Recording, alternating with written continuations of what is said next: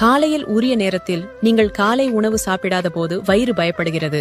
24 மணி நேரத்தில் 10 டம்ளர் தண்ணீர் கூட குடிக்காத போது சிறுநீரகம் பயப்படுகிறது. இரவு 11 மணி வரை தூங்காமல் விழித்திருந்து சூரிய உதயம் ஆகும் போது விழிக்காதிருக்கும் போது பித்தப்பை பயப்படுகிறது. ஆறிப்போன பழசாகி போன உணவுகளை சாப்பிடும் போது சிறுகுடல் பயப்படுகிறது.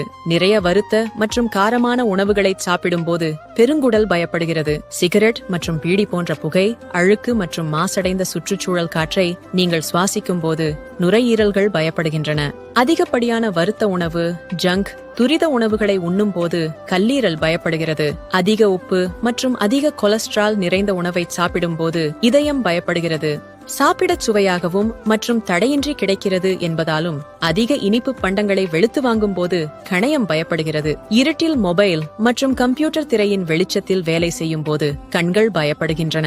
எதிர்மறை நெகட்டிவ் எண்ணங்களை சிந்திக்க ஆரம்பிக்கும் போது மூளை பயந்து போகிறது.